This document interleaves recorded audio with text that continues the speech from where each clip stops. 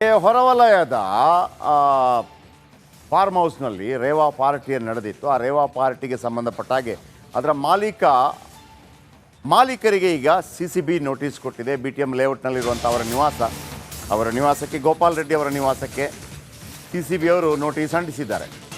Form ಹೌಸ್ನಲ್ಲಿ rave ಪಾರ್ಟಿಯನ್ನು ನಡೀತಿತ್ತು. ಗೋಪಾಲ್ ರೆಡ್ಡಿ ಮನೆಗೆ ನೋಟಿಸ್ ಅಂಟಿಸಿದ್ದಾರೆ. BTM ಲೇಔಟ್ನ ಗೋಪಾಲ್ ರೆಡ್ಡಿ ಅವರ ಮನೆಗೆ ಯಾರು ಬುಕ್ ಮಾಡಿದ್ದು, ಯಾವಾಗ ಬುಕ್ ಮಾಡಿದ್ದು, ಈ ಫಾರ್ಮ್ ಹೌಸ್ ಅಂತ ಹೇಳುವಾಗ ಸಾಧಾರಣವಾಗಿ ಪಾರ್ಟಿಗೆ ಇಷ್ಟಿಂತ ಆಗ್ತಾ ಇರುತ್ತೆ, ಬುಕ್ ಆಗ್ತಾ ಇರುತ್ತೆ, ಇಂಥದ್ದೇ ನಶೆಗಳದೆಲ್ಲ ನಡೀತಾ ಇರುತ್ತೆ. ಆದರೆ ಯಾವಾಗ ಅಲ್ಲಿ ಡ್ರಗ್ಸ್ ಮಾಫಿಯಾ ಬರುತ್ತೆ ಆಗ ಅದು ದೊಡ್ಡ ಆತಂಕಕಾರಿ ಆಗುತ್ತೆ. ಬನ್ನಿ,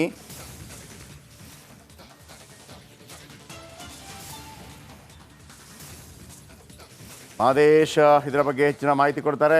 ಮಾದೇಶ್, ಗೋಪಾಲ್ ರೆಡ್ಡಿ ಈಗ ನೋಟಿಸ್ ನೀಡಿರುವಂಥದ್ದು ಲೇಟೆಸ್ಟ್ ಅಪ್ಡೇಟ್ ಏನು? ಜಯಪ್ರಕಾಶ್, ಈಗಾಗಲೇ ಈ ಒಂದು ಪ್ರಕರಣಕ್ಕೆ ಸಂಬಂಧಪಟ್ಟಂತೆ CCB ಅಧಿಕಾರಿಗಳು ತನಿಖೆಯನ್ನು ನಡೆಸಿದ್ದಾರೆ. ಸುಮಾರು 100ಕ್ಕೂ ಹೆಚ್ಚು ಜನರಿಗೆ ಈ ಒಂದು ಪ್ರಕರಣದಲ್ಲಿ ನೋಟಿಸ್ ಅನ್ನು ಕೊಟ್ಟು ಒಬ್ಬೊಬ್ಬರನ್ನೇ ವಿಚಾರಣೆಗೆ ಹಾಜರಾಗುವಂತ ಸೂಚನೆ ನೀಡಿದ್ದಾರೆ. ಇದರಲ್ಲಿ ಪ್ರಮುಖವಾಗಿ ಆ ಒಂದು ಫಾರ್ಮ್ ಹೌಸ್ ನ ಓನರ್ ಮೇಲೂ ಕೂಡ ಕಣ್ಣಿಟ್ಟಿದ್ದಾರೆ. ಆತನ ಅಕೌಂಟ್ಗಳಾಗಿರ್ಬೋದು, ಎಷ್ಟು ಟ್ರಾನ್ಸಾಕ್ಷನ್ ಆಗಿದೆ, ಯಾರಿಗೆ ಕಾಂಟ್ಯಾಕ್ಟ್ ಆಗ್ತಿತ್ತು, ಜೊತೆಗೆ ಈ ಒಂದು ಪಾರ್ಟಿಯನ್ನ ಆರ್ಗನೈಸ್ ಮಾಡೋದಕ್ಕೆ ಎಷ್ಟು ದಿನದಿಂದ ಪ್ಲಾನ್ ಮಾಡಲಾಗಿತ್ತು ಅನ್ನೋಂಥದ್ದು ಕೂಡ ಇಲ್ಲಿ ಬಹುಮುಖ್ಯ ಆಗುತ್ತೆ. ಯಾಕಂದ್ರೆ ಇಂತಹ ದೊಡ್ಡ ಪ್ರಕರಣದಲ್ಲಿ ದೊಡ್ಡ ಪಾರ್ಟಿಯಲ್ಲಿ ಒಳಗಡೆ ಸಾಕಷ್ಟು ವಿಚಾರಗಳು ಕೂಡ ಪತ್ತೆಯಾಗಿದೆ. ಡ್ರಗ್ ಆಗಿರ್ಬೋದು, ಬೇರೆ ಬೇರೆ ಗಾಂಜಾದಾಗಿರ್ಬೋದು, ಜೊತೆಗೆ ಸೆಲೆಬ್ರಿಟಿಗಳು ಮತ್ತೆ ಒಂದಷ್ಟು ರಾಜಕಾರಣಿಗಳ ಸಂಬಂಧಿಕರ ಮಕ್ಕಳುಗಳು ಕೂಡ ಅದರಲ್ಲಿ ಭಾಗಿಯಾಗಿತ್ತು. ಇಷ್ಟು ದೊಡ್ಡ ಒಂದು ಪಾರ್ಟಿಯನ್ನ ಅದು ಕೂಡ ಅನಧಿಕೃತವಾಗಿ ನಡೆಸೋದಕ್ಕೆ ಏನೆಲ್ಲ ಪ್ಲಾನ್ ಮಾಡಲಾಗಿತ್ತು ಅನ್ನೋದು ಸದ್ಯಕ್ಕೆ CCB ಅಧಿಕಾರಿಗಳು ತನಿಖೆ ನಡೆಸ್ತಿದ್ದಾರೆ. ಜೊತೆಗೆ ಬರೀ ನಟಿ ಹೇಮಾ ಅಷ್ಟೇ ಅಲ್ಲ, ಬೇರೆ ಬೇರೆ ನಟ ನಟಿಯರು ಕೂಡ ಇದರಲ್ಲಿ ಭಾಗಿಯಾಗಿತ್ತು. ನಡಿ, ಈಗ ಶುರು ಮಾಡೋಣ.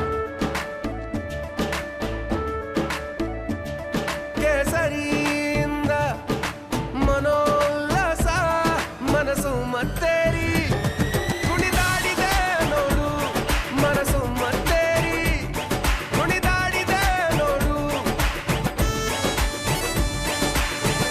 ಕ್ಷಣ ಕ್ಷಣವೂ ಆಚರಿಸಿ ಕೇಸರಿ ಹಬ್ಬ. ವಿಮಲ್, ಬಾಯಲ್ಲಿ ಹೇಳಿ ಕೇಸರಿ ಅನ್ನೋದು ಗೊತ್ತಾಗಿದೆ. ಹೀಗಾಗಿ ಈ ಒಂದು ಮುಂದಿನ ಹಂತದಲ್ಲಿ ವಿಚಾರಣೆ ನಡೆಸುವಂತ ವಿಚಾರಕ್ಕಾಗಿ ಈಗಾಗಲೇ ಓನರ್ ಗೋಪಾಲ್ ರೆಡ್ಡಿಗೆ ನೋಟಿಸ್ ಅನ್ನ ಕೊಡುವಂತ ಕೆಲಸ ಮಾಡಿದ್ದಾರೆ. ಒಂದು ಪ್ರಕರಣಕ್ಕೆ ಸಂಬಂಧಪಟ್ಟಂತೆ ವಿಚಾರಣೆಗೆ ಹಾಜರಾಗಬೇಕು, ಇಷ್ಟು ದೊಡ್ಡ ಮಟ್ಟದಲ್ಲಿ ಪಾರ್ಟಿ ಆರ್ಗನೈಸಿಂಗ್ ಮಾಡುವಂತ ವಿಚಾರಕ್ಕೆ ಸಂಬಂಧಪಟ್ಟಂತೆ ಏನೆಲ್ಲ ಮುಂಜಾಗ್ರತೆ ಕ್ರಮಗಳನ್ನ ಕೈಗೊಳ್ಳಲಾಗಿತ್ತು, ಮತ್ತೆ ಗೊತ್ತಿದ್ದು ಕೂಡ ಡ್ರಗ್ ಬರುತ್ತೆ ಅಂತ ಗೊತ್ತಿದ್ರು ಕೂಡ ಪಾರ್ಟಿಗೆ ಅವಕಾಶ ಮಾಡಿಕೊಡ್ಲಾಗಿತ್ತ, ಹೀಗೆ ಸಾಕಷ್ಟು ಆಯಾಮದಲ್ಲೂ ಕೂಡ ಆತನನ್ನ ತನಿಖೆ ಮಾಡುವಂತ ಕೆಲಸವನ್ನ ಮಾಡ್ತಿದ್ದಾರೆ. ಸದ್ಯಕ್ಕೆ ಆತನ ಮನೆಗೆ ನೋಟಿಸ್ ಅನ್ನ ಅಂಟಿಸುವಂತ ಕೆಲಸವನ್ನ ಮಾಡಿದ್ದಾರೆ. ಮುಂದಿನ ಹಂತದಲ್ಲಿ ಈ ಒಂದು ಕೇಸ್ನಲ್ಲಿ ಸಾಕಷ್ಟು ದೊಡ್ಡ ಡೆವಲಪ್ಮೆಂಟ್ ಕೂಡ ಆಗುವಂತ ಸಾಧ್ಯತೆ ಇದೆ. ಜಯಪ್ರಕಾಶ್, ಥ್ಯಾಂಕ್ ಯು ನಿಮ್ಮೆಲ್ಲ ಅಪ್ಡೇಟ್ಸ್ಗೆ. ಹೊರವಲಯದ ಫಾರ್ಮ್ ಹೌಸ್ನಲ್ಲಿ ರೇವಾ ಪಾರ್ಟಿಯನ್ನು ನಡೆದಿತ್ತು. ಆ ರೇವಾ ಪಾರ್ಟಿಗೆ ಸಂಬಂಧಪಟ್ಟ ಹಾಗೆ ಅದರ ಮಾಲೀಕರಿಗೆ ಈಗ CCB ನೋಟಿಸ್ ಕೊಟ್ಟಿದೆ. BTM ಲೇಔಟ್ನಲ್ಲಿರುವಂಥ ಅವರ ನಿವಾಸಕ್ಕೆ ಗೋಪಾಲ್ ರೆಡ್ಡಿ ಅವರ ನಿವಾಸಕ್ಕೆ CCB ಅವರು ನೋಟಿಸ್ ಅಂಟಿಸಿದ್ದಾರೆ. ಫಾರ್ಮ್ ಹೌಸ್ನಲ್ಲಿ ರೇವ್ ಪಾರ್ಟಿಯನ್ನು ನಡೀತಿತ್ತು. ಗೋಪಾಲ್ ರೆಡ್ಡಿ ಮನೆಗೆ ನೋಟಿಸ್ ಅಂಟಿಸಿದ್ದಾರೆ. BTM ಲೇಔಟ್ನ ಗೋಪಾಲ್ ರೆಡ್ಡಿ ಅವರ ಮನೆಗೆ ಯಾರು ಬುಕ್ ಮಾಡಿದ್ದು, ಯಾವಾಗ ಬುಕ್ ಮಾಡಿದ್ದು, ಈ ಫಾರ್ಮ್ ಹೌಸ್ ಅಂತ ಹೇಳುವಾಗ ಸಾಧಾರಣವಾಗಿ ಪಾರ್ಟಿಗೆ ಇಷ್ಟಿಂತ ಆಗ್ತಾ ಇರುತ್ತೆ, ಬುಕ್ ಆಗ್ತಾ ಇರುತ್ತೆ, ಇಂಥದ್ದೇ ನಶೆಗಳದೆಲ್ಲ ನಡೀತಾ ಇರುತ್ತೆ. ಆದರೆ ಯಾವಾಗ ಅಲ್ಲಿ ಡ್ರಗ್ಸ್ ಮಾಫಿಯಾ ಬರುತ್ತೆ ಆಗ ಅದು ದೊಡ್ಡ ಆತಂಕಕಾರಿ ಆಗುತ್ತೆ. ಬನ್ನಿ,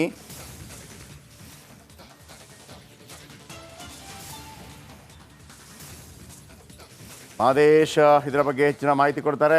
ಮಾದೇಶ್, ಗೋಪಾಲ್ ರೆಡ್ಡಿ ಈಗ ನೋಟಿಸ್ ನೀಡಿರುವಂಥದ್ದು ಲೇಟೆಸ್ಟ್ ಅಪ್ಡೇಟ್ ಏನು? ಜಯಪ್ರಕಾಶ್, ಈಗಾಗಲೇ ಈ ಒಂದು ಪ್ರಕರಣಕ್ಕೆ ಸಂಬಂಧಪಟ್ಟಂತೆ CCB ಅಧಿಕಾರಿಗಳು ತನಿಖೆಯನ್ನು ನಡೆಸ್ತಿದ್ದಾರೆ.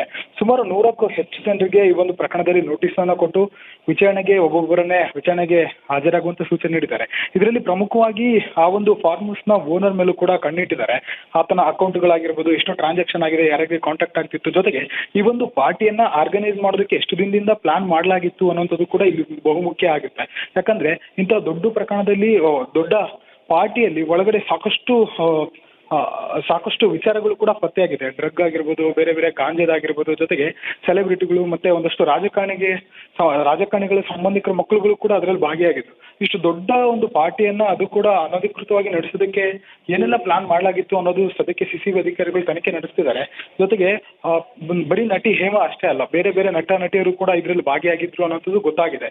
ಹೀಗಾಗಿ ಈ ಒಂದು ಮುಂದಿನ ಹಂತದಲ್ಲಿ ವಿಚಾರಣೆ ನಡೆಸುವಂತ ವಿಚಾರಕ್ಕಾಗಿ ಈಗಾಗಲೇ ಓನರ್ ಗೋಪಾಲ್ ರೆಡ್ಡಿಗೆ ನೋಟಿಸ್ ಅನ್ನ ಕೊಡುವಂತ ಕೆಲಸ ಮಾಡಿದ್ದಾರೆ. ಒಂದು ಪ್ರಕರಣಕ್ಕೆ ಸಂಬಂಧಪಟ್ಟಂತೆ ವಿಚಾರಣೆಗೆ ಹಾಜರಾಗಬೇಕು. ಇಷ್ಟು ದೊಡ್ಡ ಮಟ್ಟದಲ್ಲಿ ಪಾರ್ಟಿ ಆರ್ಗನೈಸಿಂಗ್ ಮಾಡುವಂತ ವಿಚಾರಕ್ಕೆ ಸಂಬಂಧಪಟ್ಟಂತೆ ಏನೆಲ್ಲ ಮುಂಜಾಗ್ರತೆ ಕ್ರಮಗಳನ್ನ ಕೈಗೊಳ್ಳಲಾಗಿತ್ತು, ಮತ್ತೆ ಗೊತ್ತಿದ್ದು ಕೂಡ ಡ್ರಗ್ ಬರುತ್ತೆ ಅಂತ ಗೊತ್ತಿದ್ರು ಕೂಡ ಪಾರ್ಟಿಗೆ ಅವಕಾಶ ಮಾಡಿಕೊಡ್ಲಾಗಿತ್ತ, ಹೀಗೆ ಸಾಕಷ್ಟು ಆಯಾಮದಲ್ಲೂ ಕೂಡ ಆತನನ್ನ ತನಿಖೆ ಮಾಡುವಂತ ಕೆಲಸವನ್ನ ಮಾಡ್ತಿದ್ದಾರೆ. ಸದ್ಯಕ್ಕೆ ಆತನ ಮನೆಗೆ ನೋಟಿಸ್ ಅನ್ನ ಅಂಟಿಸುವಂತ ಕೆಲಸವನ್ನ ಮಾಡಿದ್ದಾರೆ. ಮುಂದಿನ ಹಂತದಲ್ಲಿ ಈ ಒಂದು ಕೇಸ್ನಲ್ಲಿ ಸಾಕಷ್ಟು ದೊಡ್ಡ ಡೆವಲಪ್ಮೆಂಟ್ ಕೂಡ ಆಗುವಂತ ಸಾಧ್ಯತೆ ಇದೆ. ಜಯಪ್ರಕಾಶ್. ಥ್ಯಾಂಕ್ ಯು ನಿಮ್ಮೆಲ್ಲ ಅಪ್ಡೇಟ್ಸ್ಗೆ.